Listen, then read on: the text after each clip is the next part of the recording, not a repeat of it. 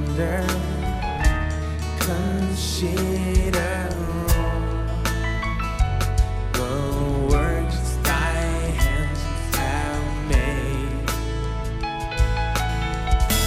I see the stars, I hear the rolling thunder, thy power throughout the universe displayed. Then sings my soul, my Savior God, to thee. How great thou art, how great thou art. Then sings my soul, my Savior God, to thee. How great thou art, how great thou art.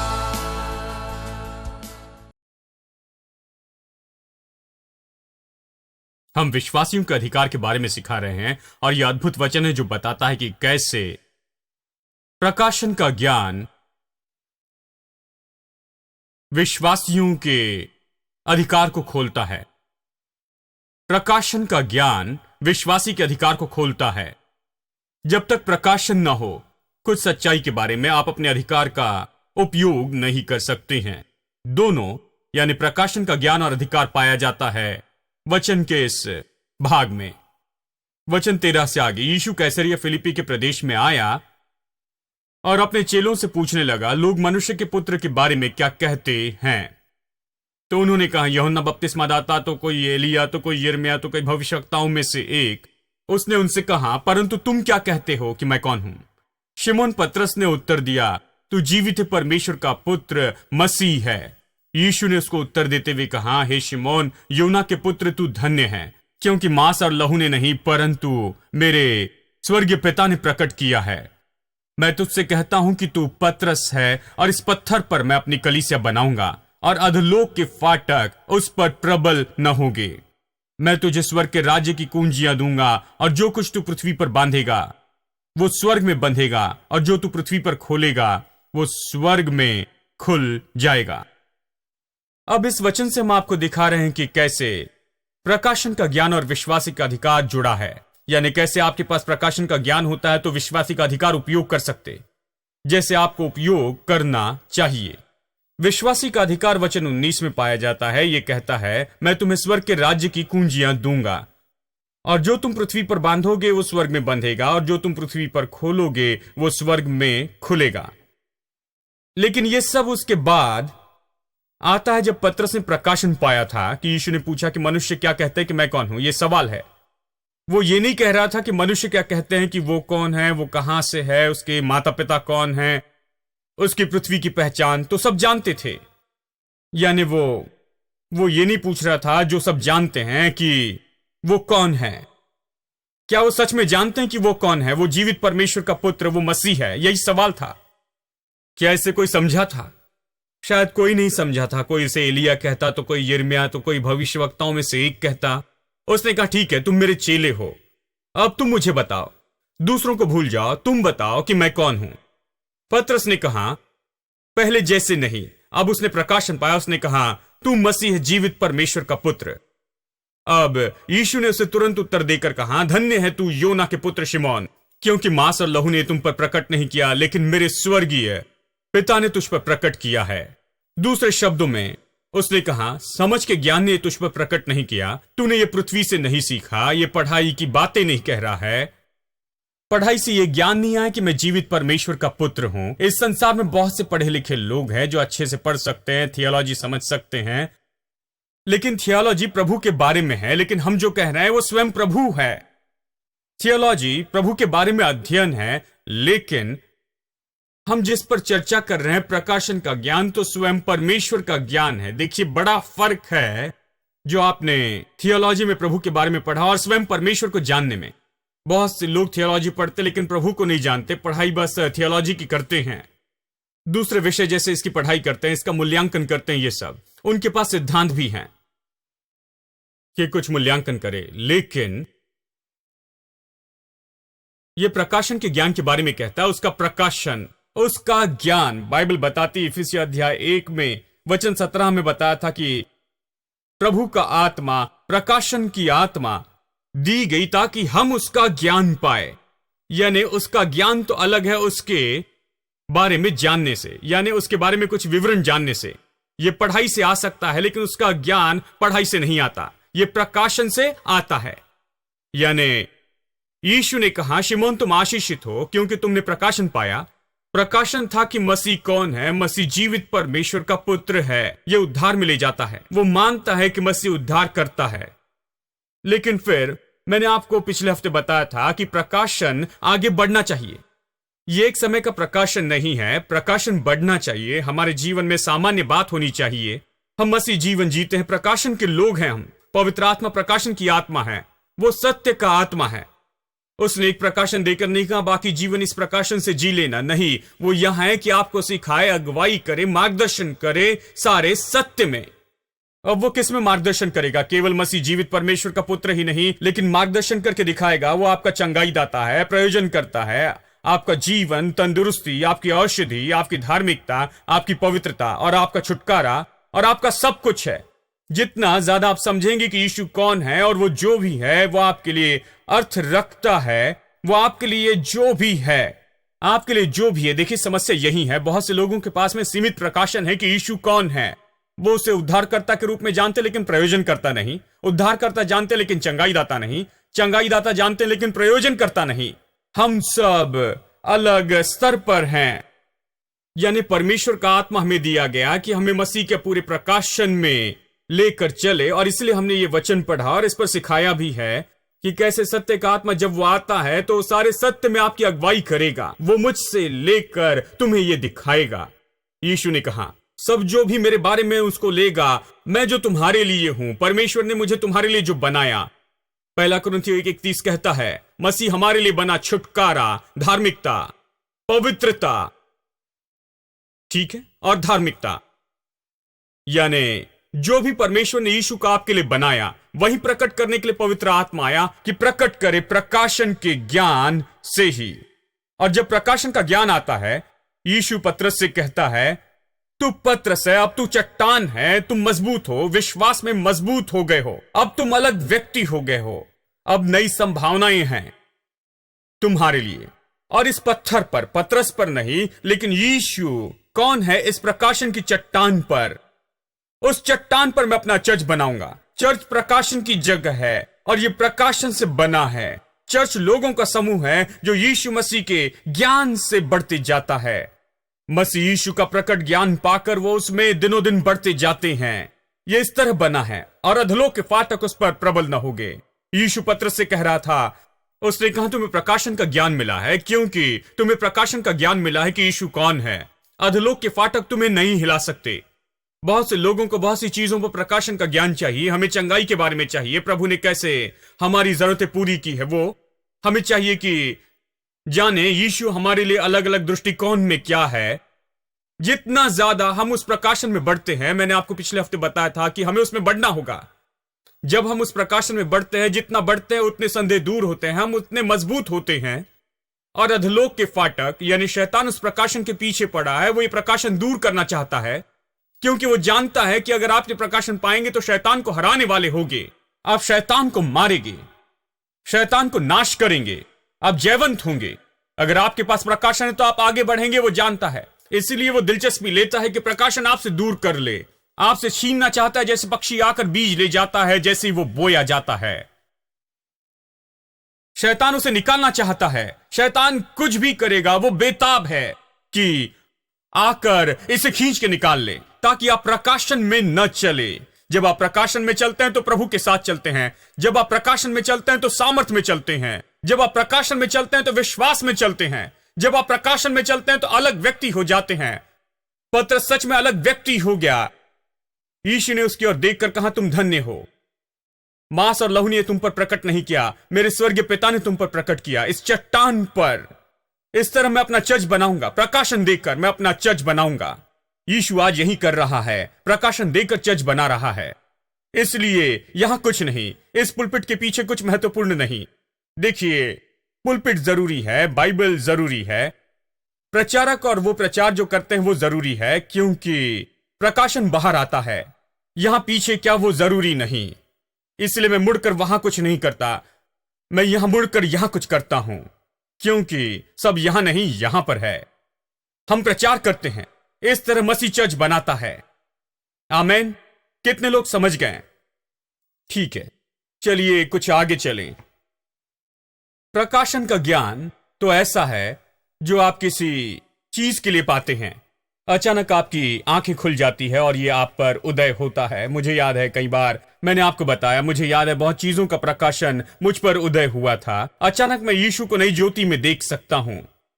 मैं यीशु को उस ज्योति में नहीं देखा था। मैंने कभी यीशु के बारे में इस तरह नहीं सुना था, मेरे सब कुछ के रूप में, प्रयोजनकर्ता के रूप में। कई साल तक नहीं सुना था। किसी ने मुझे बताया कि यीशु मेरी धार्मिकता है। मैं हमेशा मेरी धार्मिकता के बारे में सोचता था, और बाइबल कहती है कि मेरी धार्मिकता मैले चिथड़ों के जैसे है। लोग प्रार्थना करते हैं, प्रभु हम अयोग्य है, कुछ नहीं।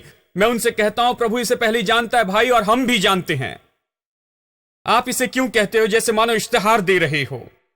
हम सब जानते हैं कि आप अयोग्य हैं, हम सब जानते हैं कि आप में कुछ अच्छा नहीं, हम सब जानते हैं कि आप पापी हैं, सब जानते हैं, तो आप इश्तिहार क्यों देना चाहते हैं? सब जानते हैं।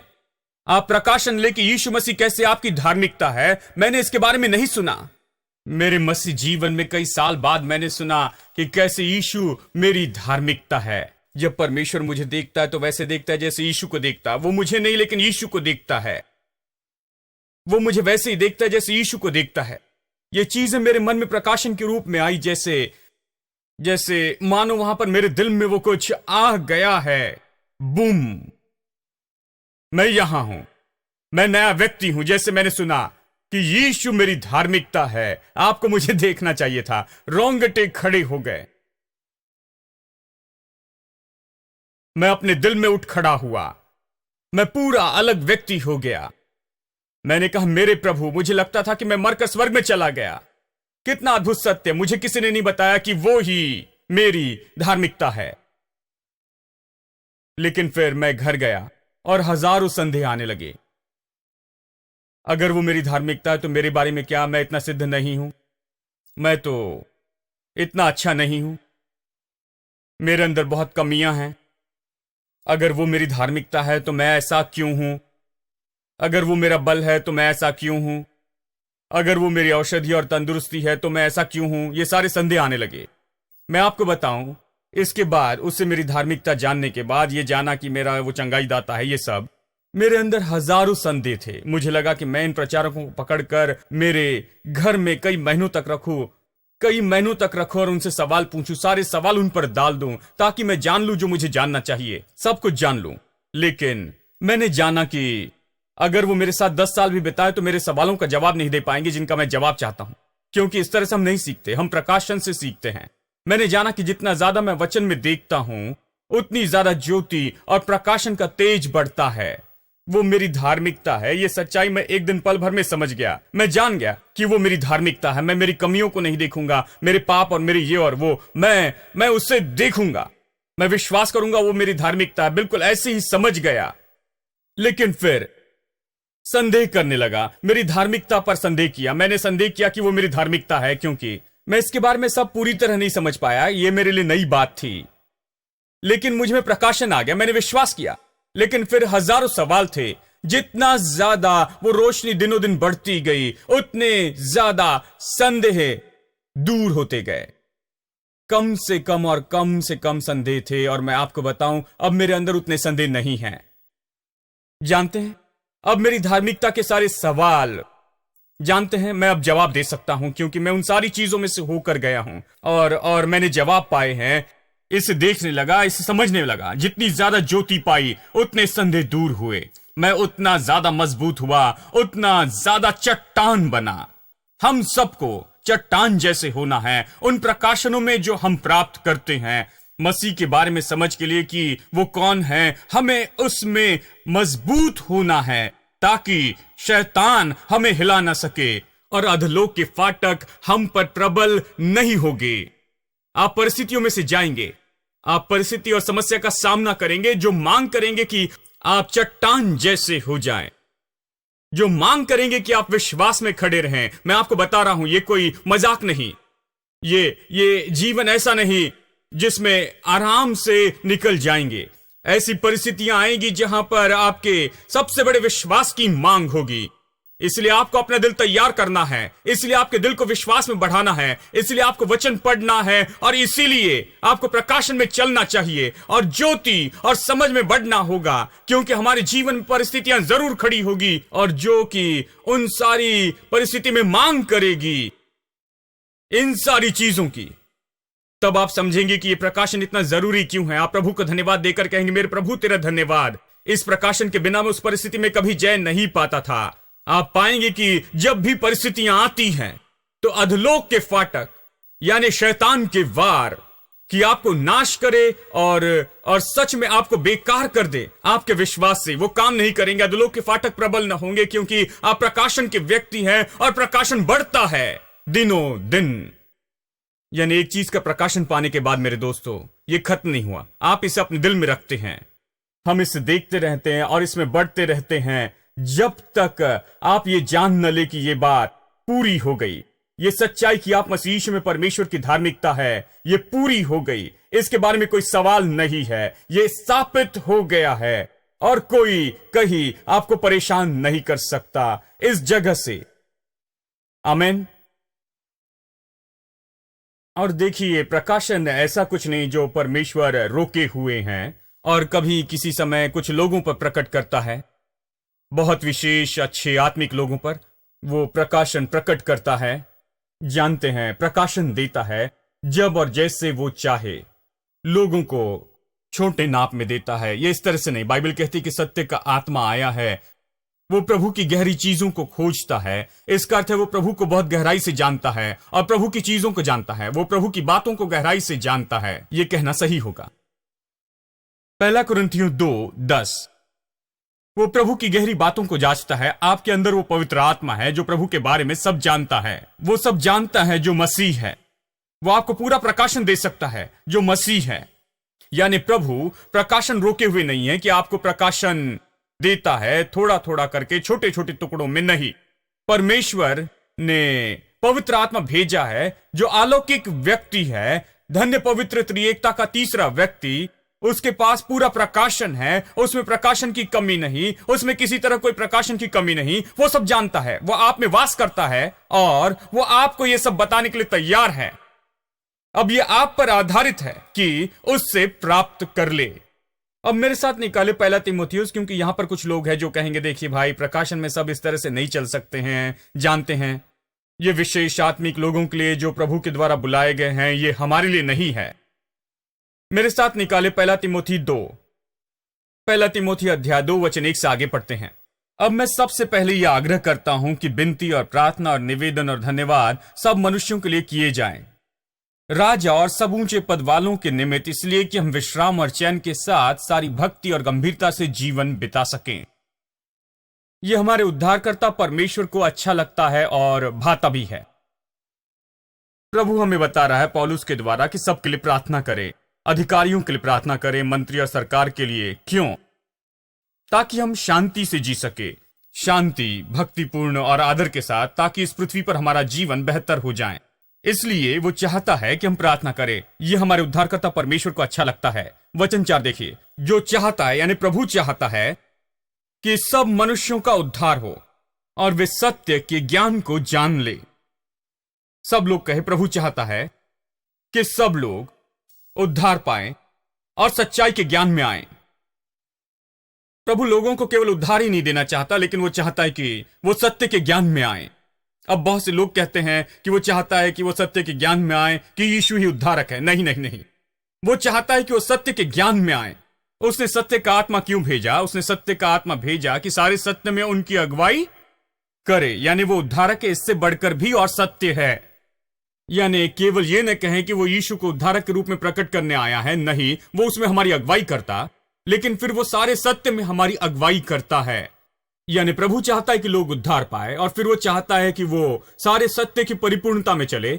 वो चाहता है कि सत्य के ज्ञान में आए। यहां ज्ञान शब्द फिर से प्रकाशन के ज्ञान के बारे में कहता है। ये पढ़ाई का ज्ञान नहीं, ये कोई शिक्षा का ज्ञान नहीं, ये कोई थियोलॉजिकल ज्ञान नहीं, ये तो उसका ज्ञान है।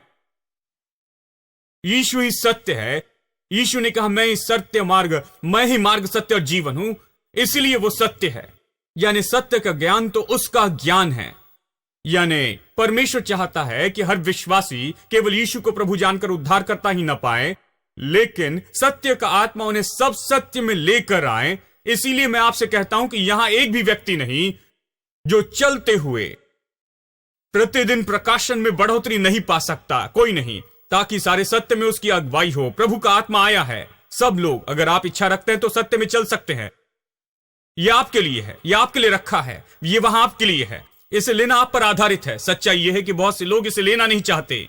यह उनके लिए उपलब्ध है, लेकिन वो इसे नहीं जानते। बहुत से मसीह लोग नहीं जानते हैं, या कहिए कि वो इससे अनजान हैं कि ये सारी चीजें उनके लिए उपलब्ध हैं। जब मैंने प्रचार शुरू किया तो लोगों ने कहा, देखिए इस तरह से शिक्षा यहां नहीं चलेगी, क्योंकि यहां लोग बहुत सरल है। उड़ापुत्र के बारे में कहना, बस सरल कहानी बताना, सरल संदेश, क्योंकि लोगों को कुछ पता नहीं, लोगों को कुछ पता नहीं, क्योंकि प्रचारकों को कुछ पता नहीं, और वो कुछ नहीं बताते। देखिए, वो मुझे सहमत करते, वो मुझे बताते थे। प्रचारक कहते इस तरह से प्रचार नहीं करना, क्योंकि तुम इन सारी चीजों में जा रहे हो। ये सब किसे चाहिए? लोगों को ये नहीं चाहिए, वो ये नहीं समझते। वो सरल है, इसे सरल रखो, इसे सरल रखो। कितने लोग कहते कि ये बहुत सरल है। मैं सरल प्रचार करता हूं। मैं प्रतिदिन मुश्किल शब्दों में प्रचार नहीं करता, मैं बहुत ही सरल हूं। मैं किस फॉर्मूला का उपयोग करता हूं? इसे कहते हैं कीप इट सिंपल स्टूपिड। तो मैं सरल रखता हूं। मैं सरल में विश्वास करता हूं, सत्य में विश्वास करता हूं। मैं लोगों की सत्य में अगुवाई करने में विश्वास करता हूं। मैं विश्वास करता हूं कि पवित्र आत्मा को सामर्थ्य काम करने दे, जैसे हम प्रभु का वचन सिखाते हैं, ताकि लोग सत्य में चल सके, इस प्रकाशन के ज्ञान में चल सके। मैं विश्वास करता हूं कि हर एक व्यक्ति, छोटे से छोटा, जवान या बूढ़ा, यहां कुछ बच्चे हैं जो 13 साल के हैं, मैं आपको बताऊं, आप सत्य में चल सकते हैं, क्योंकि सत्य का यही आत्मा आपके लिए उपलब्ध है। परमेश्वर का यही आत्मा। जरा सोचिए कि यीशु 12 साल की उम्र में इसे समझाता था। व्यवस्था के माहिर उससे चकित हो गए, बाइबल के माहिर लोग उससे चकित हो गए, क्योंकि वो उनकी समानता में, और वो वहां पर बैठकर समानता में बातें करता था। लेकिन हम कहते हैं कि वो छोटा है, इसे कुछ नहीं समझता, इसे घर में क्रिकेट खेलने दो, मैं चर्च जाता हूं। आप बच्चे को चर्च में लेकर आओ, उसे प्रभु वचन सुनने दे, उसे प्रभु वचन पढ़ने दे, आप उसे पवित्र आत्मा के बारे में सिखाए, आप उसे बताए कि प्रकाशन के द्वारा क्या संभव है, तब आप देखें कि किस तरह के प्रकाशन में वो चलता है। बहुत से लोग इसे नहीं करते। हम ये नहीं जानते, इसके बारे में मुझे कुछ पता नहीं, तो हम उनसे कहते हैं तुम जाके क्रिकेट खेलो। छोटा बच्चा क्या करेगा? तुम खेलो।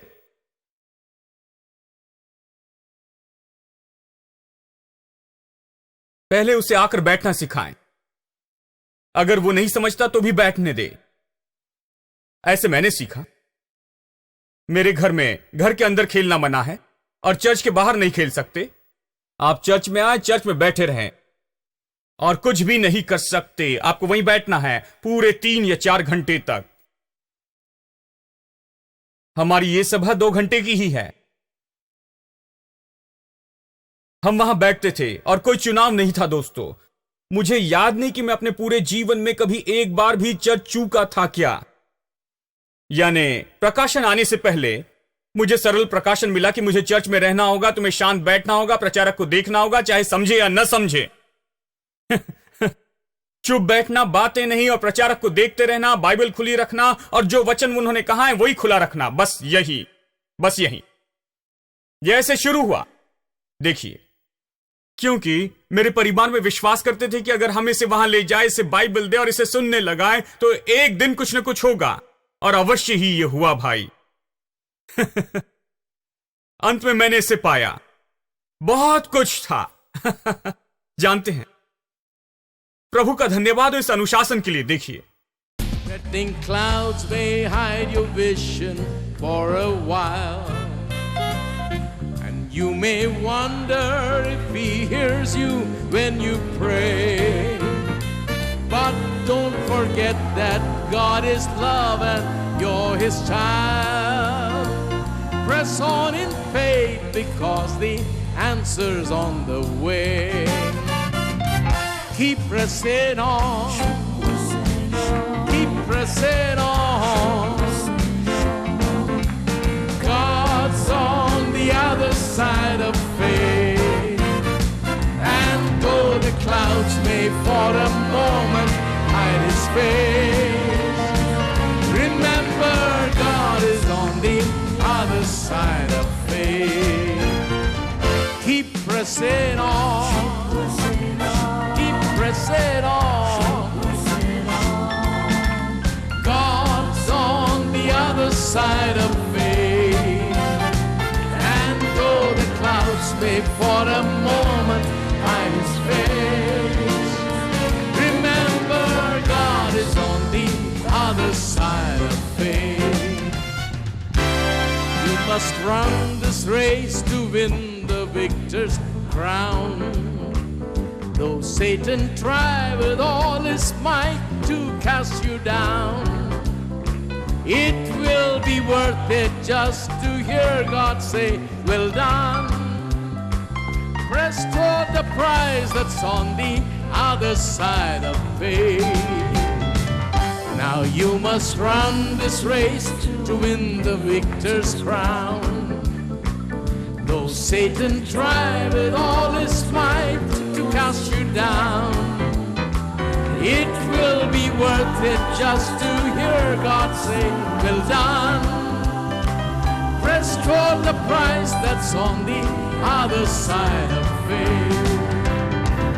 Keep pressing on. Keep pressing on. God's on the other side of faith. And though the clouds may for a moment hide his face, remember God is on the other side of faith. Keep pressing on. Keep pressing on. God's on the other side of faith. And though the clouds may for a moment hide his face, remember God is on the other side of faith. Keep pressing on. Keep pressing on. God's on the other side of faith. And though the clouds may for a moment hide his face, remember God is on the other side of faith. One more time. Keep pressing on. Keep pressing on. God's on the other side of faith. And though the clouds may for a moment hide his face,